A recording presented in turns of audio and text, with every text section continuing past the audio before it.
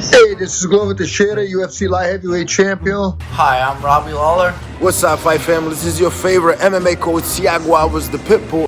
Hey, what's up, guys? I'm Pedro Munhoz. This is Mike Brown. Guys, I am Alexei Alenik, and welcome. And welcome. And welcome. And welcome. And this is We Want One Picks. And you're watching We Want Picks. To We Want Picks. We want picks. To We Want Picks. To We Want Picks. Hi everybody from American Top Picks.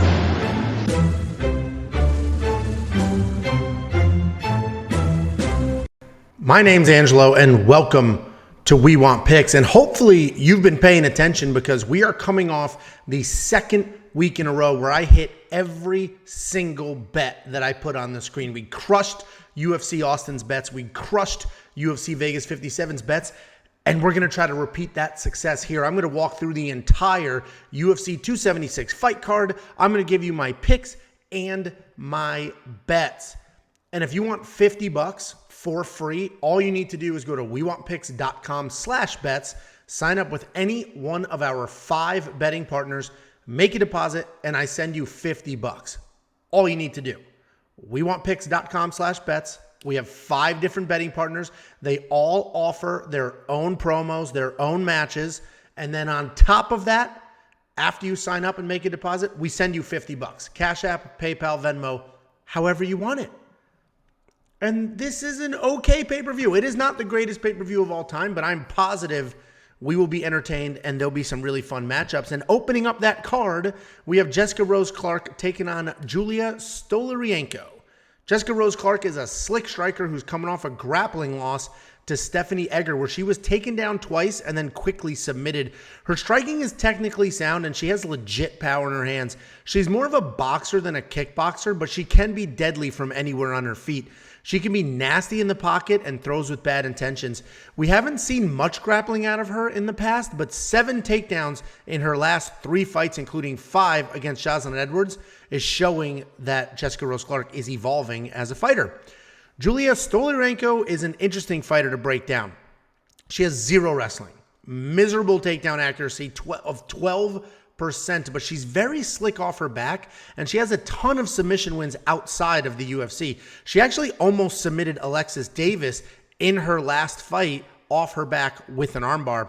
Her striking is a bit sloppy, and she's very hittable with a negative striking differential of 2.5 to 4, but she's willing to brawl, and she has very heavy kicks.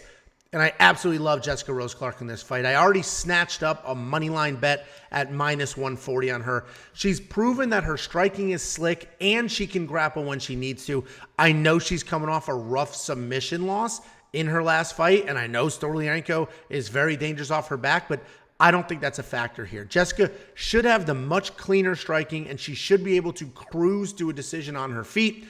Julia's miserable takedown defense will not be enough to get this to the ground, and that's where she needs to be to win this fight. So Jessica Rose Clark is the pick, and I've got a moneyline bet on her.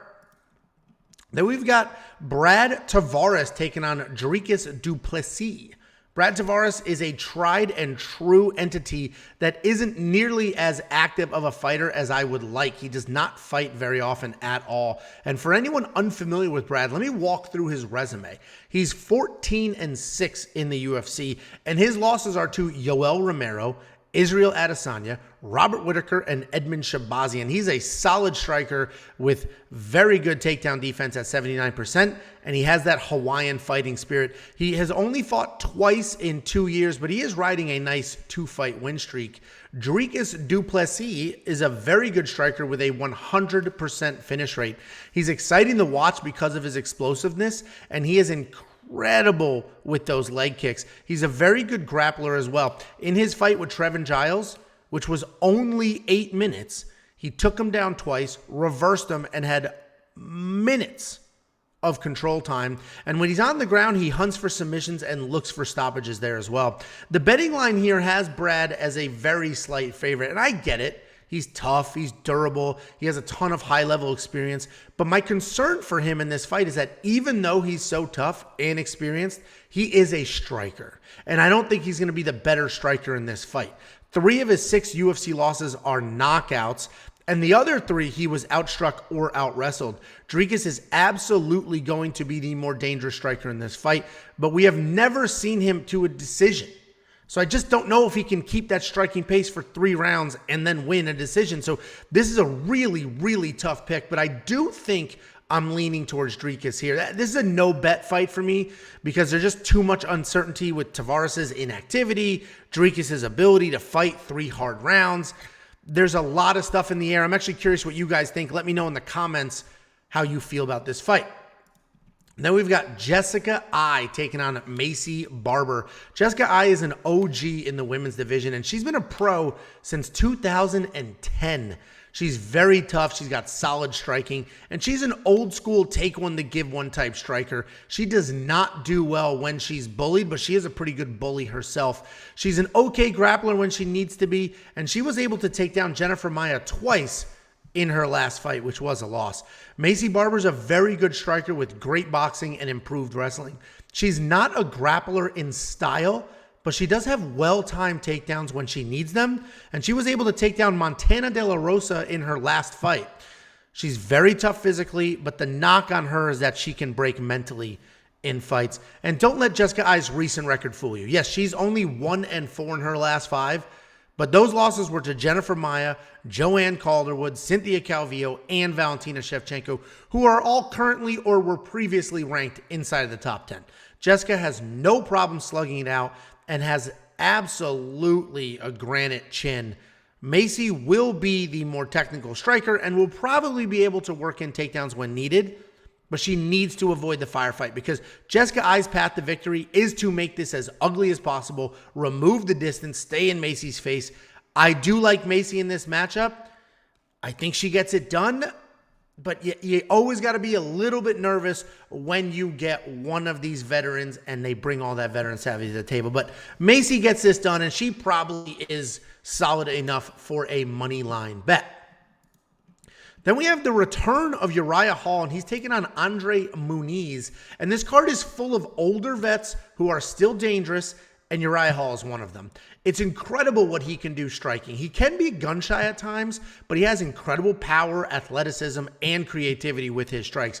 He's coming off that loss to Sean Strickland where his strikes were doubled and he gave up 4 takedowns. Historically, he did have solid takedown defense, but it dropped down to 65%, and that may be a problem for him in this fight because Andre Muniz is a BJJ killer. He's got pretty good striking and okay wrestling. He hits very hard and has some clean striking entries. And it's important for me to emphasize here that he isn't just a grappler and to highlight that he does have clean striking entries because he is so incredibly dangerous on the ground that Uriah Hall and everyone else that ever fights Muniz will only want to strike with him. Nobody's going to want to grapple with him. He has 6 fights in the UFC with 4 submission wins and 3 arm bars in a row. That's how dangerous this guy is on the ground. Right now, Muniz is sitting at almost a 3-1 favorite, and I get it. He's ridiculously dangerous on the ground, and we just saw Uriah Hall get taken down 4 times by Sean Strickland, who is a striker. But that was only the 2nd time in his last 16 fights that Uriah Hall was taken down more than once. So I have to assume he just wasn't prepared to grapple in that fight, and he will be prepared to grapple in this fight. And this is so tricky because Uriah Hall's a very good striker, but he is timid and he doesn't let his hands go. And if I knew he would go out there, push a striking pace instead of waiting, he would be my pick without question.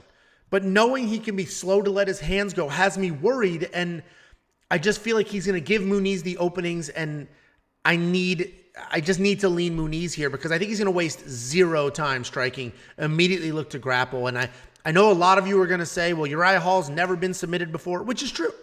But neither had Jacare Souza, and Muniz snapped that dude's arm. So Muniz is the pick.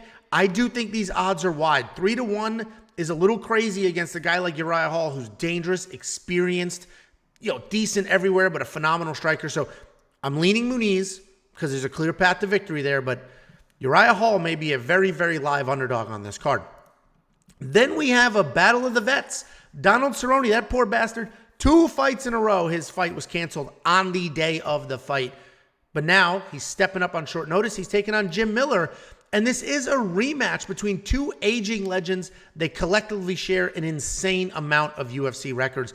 And Donald Cerrone is stepping up on short notice after his Joe Lozon fight was canceled for the second time. This fight is at welterweight instead of lightweight, which is what Donald cut to last week. So Donald Cerrone made lightweight 2 times in the last, 6 weeks? That's done. He's at welterweight for this fight. Jim Miller is a legend, and he has multiple records in the UFC for longevity. He has very good grappling with clean boxing, but his wrestling is just okay. He has all the veteran savvy, toughness, and grit you could ever want from a fighter, but he's older. The chin's going, the speed's going, the durability is going, and I'm not sure how many more fights he has left in the UFC. And with all of that being said, he is on a 2-fight win streak with 2 knockouts over UFC prospects in a row. He's a tried and true grappler, and he has found his power in his hands at 38 years old. Donald Cerrone is a fun striker with incredible kicks and sneaky power. He is a slow starter, but once he hits his rhythm, he flows really well and puts together incredible combinations. But he isn't just a striker. He's got very slick submissions where he uses scrambles and his length really well to grab arm bars, and he'll even throw up triangles from the bottom. He has 47 fights under the UFC WEC umbrella and has literally fought everyone there was to fight at 155 and 170. He has wins over current champion Charles Oliveira, former champion Eddie Alvarez, former champion Benson Henderson, and so many more. And it's an interesting fight, and it's a much harder fight for Cowboy than I think Joe Lozon was. I thought Cowboy was going to blow through Joe Lozon, but with Jim Miller, I'm not so sure. This is a rematch from 2014 where Cowboy did knock out Jim Miller in the second round. But 2014 was Cowboy's prime. He was in the middle of an 8-fight win streak that led to his one and only title shot. 2022 is a much different story, and I think I like Jim Miller here, and that is based solely on Jim Miller's last 2 fights. Cowboy should absolutely be the more technical fighter, and if he's made all of these life changes that he's been talking about, he might look great. But hopping into a short notice fight against somebody as tough as Jim Miller is, it's more of the old Cowboy coming in on short notice, up a weight class. And those are the life changes he said he got out of, and he just fell right back into that rhythm. This is a really tough pick. I think I'm siding with Jim Miller here, but the odds are kind of crazy. Donald Cerrone is a 2-1 underdog, and he might be worth a couple dollars sprinkle there because, listen, we don't know what's going to happen in this fight. 38 versus 39. Like, these guys are way past their prime, and either one of them can get put out, or this could be an absolute war. Jim Miller's the pick, literally because of how good he has looked in his last 2 fights and what he's done to these young, up-and-coming UFC prospects. But Donald Cerrone at plus 200 might be worth a couple of dollar long shot. Then we've got Ian Garry taking on Gabe Green. And Ian Garry's still pretty young in his UFC career with only 9 fights, but the UFC is wasting no time trying to turn him into a star. And this will be his 4th fight in a year. And although he has had some favorable matchups in the past, this will be a solid test for him. He's a good striker with crazy hand speed and fantastic footwork. He's hittable, and if you go back to his UFC debut, you'll understand why this is such a dangerous fight for him. I think Ian Garry has a ton of potential, but he needs to clean some things up so he doesn't lose to the more technical strikers or get caught with his chin up.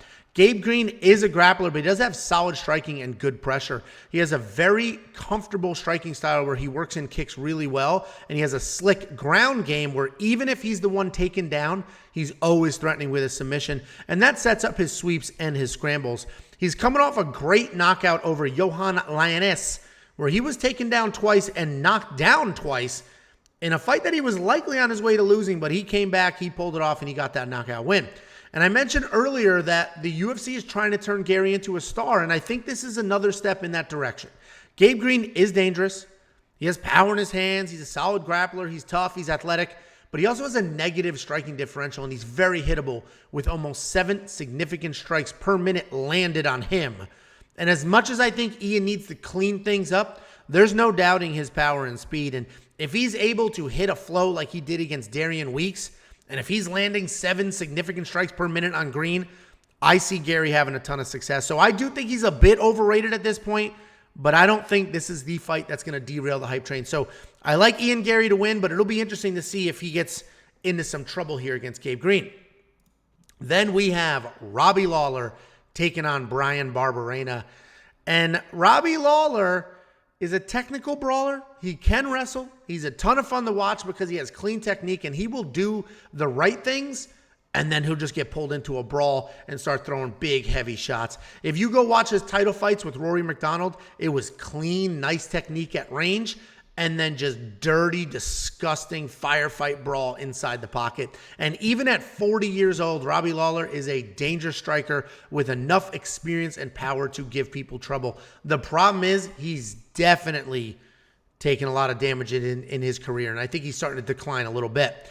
Similar to Robbie Lawler, though, Bryan Barberena is a fun brawler who likes to come forward. He has a good gas tank, and he's a busy striker. But unlike Robbie Lawler, he's not very technical. But he is technical enough, and he has enough gas and enough pressure to make up for some of those holes. He has decent wrestling and grappling, but he almost never uses it. A few years ago, he had a great chin, but he's also starting to fade, and he's been in a few too many wars. What makes him so fun is that his entire game plan is get hit, come forward, and then hit your opponent.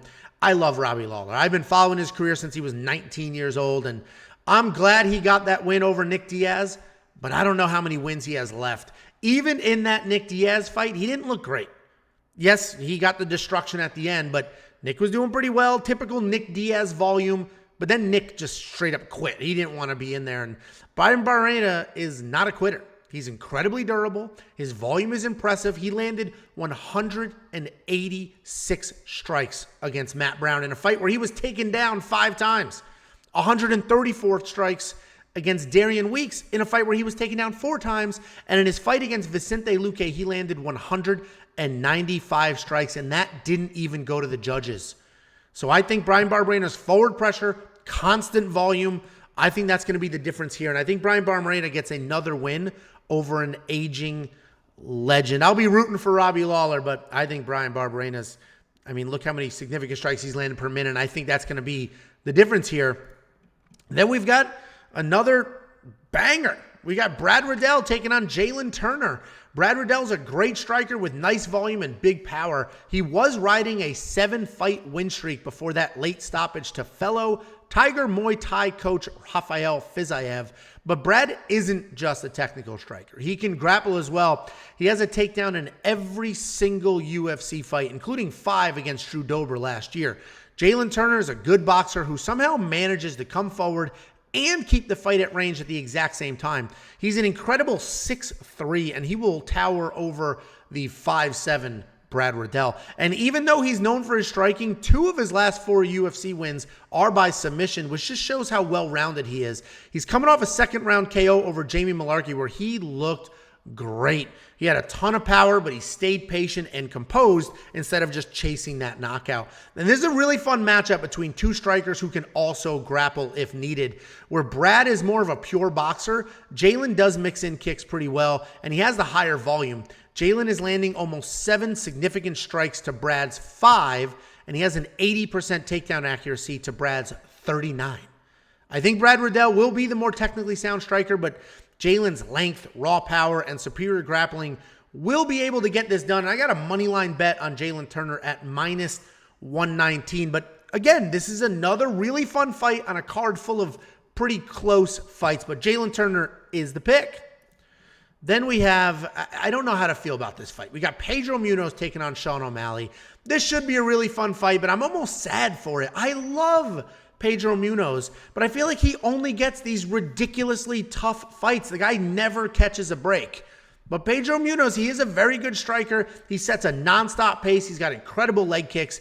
He's a very dangerous BJJ guy as well, but he doesn't look to take it to the ground himself. He has a negative striking differential, which I've said before surprises me because without statistics, if you just watch his fights, it looks like he's outstriking people 2-1.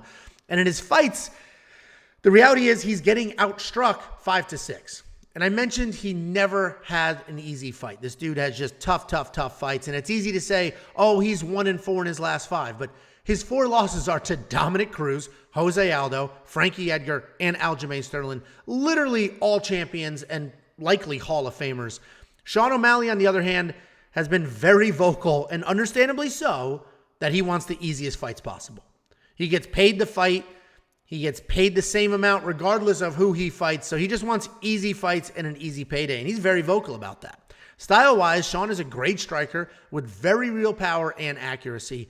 He's very athletic, and he pretty much does whatever he wants on his feet, including a wide array of kicks and spinning techniques that actually land. People have been critical of him in the past, me included, over that leg issue with Chito Vera, but I think he's proven since then that he's tough, he's not a quitter, and Chito Vera's proven that he's a savage. And I hate this fight. And not because it's hard to pick, but because I don't know what it does for anyone. Pedro is a legit talent in the UFC, and they just seem to be hell-bent on destroying him. And Sean O'Malley is a name that they're trying to build up, and even though I think he wins this fight, I don't see him winning by stoppage, which means Sean O'Malley, the guy the UFC is trying to convince us is the next Conor McGregor, is going to win a decision over a 1-4 fighter in his last 5. And I'm being a little dramatic here, but I do think the difference will be Sean's accuracy. I think he'll get this done. I think Pedro's volume and come forward pressure is actually going to work against him because somebody as accurate as Sean O'Malley, he's just going to stick and move and stay on the outside and light Pedro up on those entries. If Pedro can get his leg kicks going, he may have some success there, but I think Sean O'Malley gets this done. I just hate it. I just hate this matchup. I want Pedro to get a nice win. I want Sean, listen, if Sean's going to fight people, knock him out or give him a top 5 guy. I don't know what this fight does. Let me know if you think I'm being dramatic and you don't agree with that breakdown, but we'll see what happens. We've got Sean Strickland next, and he's taking on Alex Pereira. This is the people's main event. I think I care about this fight more than any other fight on this entire card. It should be a banger. There's so many questions, and there's legit title implications coming out of this fight. And Sean Strickland's a blue-collar striker. He just walks forward. He throws a ton of punches. He does not have incredible power, but he's lighting people up, and his power is deceiving. He lands jabs that seem to do real damage, even though the strikes are coming from his arms, and there's zero hip rotation behind any of them. He has a fantastic takedown defense at 85%, and as we saw against Uriah Hall, a pretty impressive takedown offense as well. He had 4 takedowns in that fight, and now he averages more than 1 takedown per fight, and all of that may be very important in this matchup. Alex Pereira is a very high-level kickboxer. He's famous for knocking out Israel Adesanya. Alex is exactly as good at striking as you would expect. He has great leg kicks, great body kicks, great power. Everything is well-timed and well-distanced. The big question anyone has with these high-level strikers is the takedown defense and the grappling. He was taken down twice by Bruno Silva. He was taken down twice by Andreas Michailidis in fights where the grappling just didn't matter. And listen, Alex Pereira is a dangerous striker, maybe the most dangerous striker in the division. And if I have to critique him, I would say that he probably trusts his chin maybe a little too much because he can be hittable. But his head movement is amazing, and he does hit hard. In the fight with Bruno Silva, he never lost his power, never lost his confidence. He stood up on both of those takedowns, and he answered a lot of questions. Conventional wisdom will tell you that this is striker versus striker, and if that's the case, then it's a slam dunk pick for Alex Pereira. Not only is he the more accomplished striker, he also has the more dangerous striking, the more live for a knockout. But as we saw in his fight against Uriah Hall, Sean Strickland can grapple. In fact, he has 16 takedowns in the UFC, and that would normally concern me, especially considering Pereira has been taken down 4 times in 2 fights, but he's also defended 11. And he stood up pretty quickly on all 4 of those takedowns. And I know this is MMA and not kickboxing, but I think I got to go with Pereira here. The guy is insanely powerful, has a granite chin, and so far a pretty solid get-up game. So the pick is Pereira. I am very excited to watch this fight, and I'm definitely going to find some betting action here. And we always talk about Bet Online and those safety net bets, inside the distance, decision, no action, all of that type stuff. Go to WeWantPicks.com/bets. We have 5 different betting partners. Sign up with any one of them, make a deposit, and we send you $50 as a thank you. That's WeWantPicks.com/bets. We got the co-main event of the evening. We have Alexander Volkanovski fighting Max Holloway for the 17th time.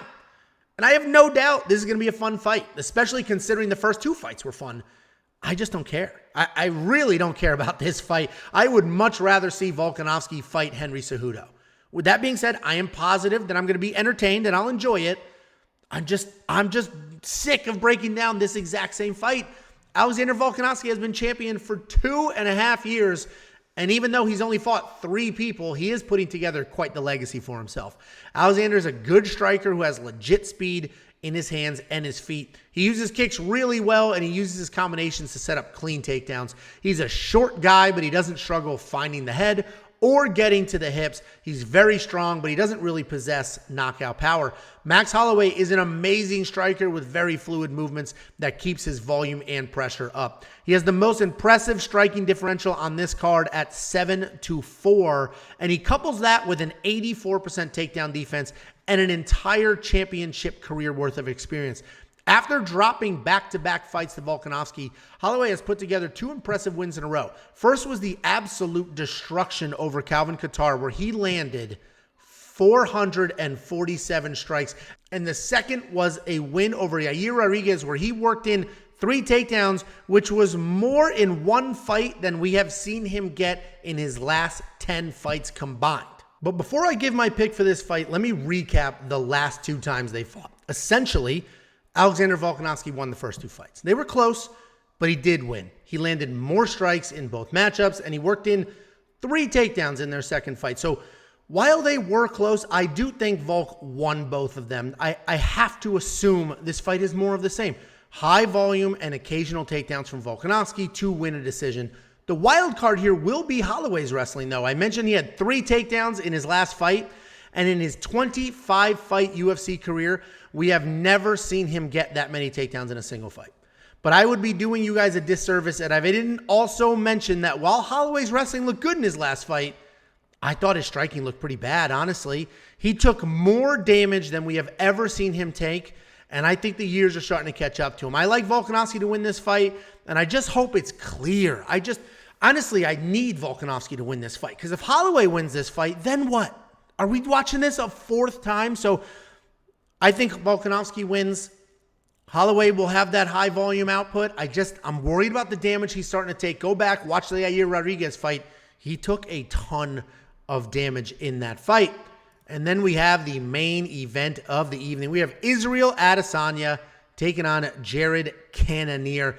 Israel Adesanya, he's working his way towards middleweight GOAT status. He's not there yet, and he's probably not very close, but he is working his way there with Anderson Silva looming above. And he's obviously an amazing kickboxer who at middleweight looks almost unbeatable. He times his shots really well. He's a great counter striker with a really good chin. He will literally roll his shoulders and bob his head while opponents throw a ton of punches at him. Almost nothing lands, and he quickly fires back with short hooks and straights. His takedown defense is solid at 77%, but Whitaker, Jan, and Marvin Vettori were all able to take him down multiple times. Jared Cannonier is a very powerful guy with incredible leg kicks. He switches from southpaw to orthodox, and he throws kicks from both sides. He has okay grappling, but it's mostly defensive, right? He's massive for the weight class because he started his career at heavyweight, and he's worked his way all the way down the middleweight. If he ends up on top, which is where I think he'll want to be in this fight, he has a ton of power and pressure, and he's impossible to get out from under. He's coming off a 2nd-round knockout over Derek Brunson, where he gave up 3 takedowns, but he stayed composed and ended up putting him away. This is a really interesting fight because it is a clash of the striking styles. Jared with the big power versus Izzy with the clean and versatile technique. We have never seen Izzy have trouble with power in the UFC, but we do know he was knocked out by Alex Pereira in a kickboxing match. And a heavyweight who's now a middleweight in Jared Cannonier definitely hits hard enough to do some real damage. While Jared will be very dangerous with his strikes, he offers almost no takedown threats, and I think that's the issue for him. Without the threat of a takedown to set up the big, powerful strikes, Jared's power is going to be obvious. I think Izzy's going to see it. I think he's going to have better speed, better technique, and he's literally going to beat Jared to the punch every single time. So I like Izzy to win this fight, but it will be very interesting to see what happens if Jared lands clean. I just wish he worked in some more takedowns to really threaten from all sides instead of it's gonna be a kickboxing match versus the superior kickboxer. I think Israel Adesanya gets it done. And then I would love to see him versus Strickland or Pereira, depending on how that goes. Guys, let me know in the comments what your picks are. Do not forget to join our free Discord. It costs literally nothing. That is in the description. And go to WeWantPicks.com/bets. We have 5 different betting partners. They all offer free money, promo matches. And then on top of that, we will send you $50 as a thank you. Cash App, Venmo, PayPal, however you want it. WeWantPicks.com/bets. We'll see you guys later this week with all of our content.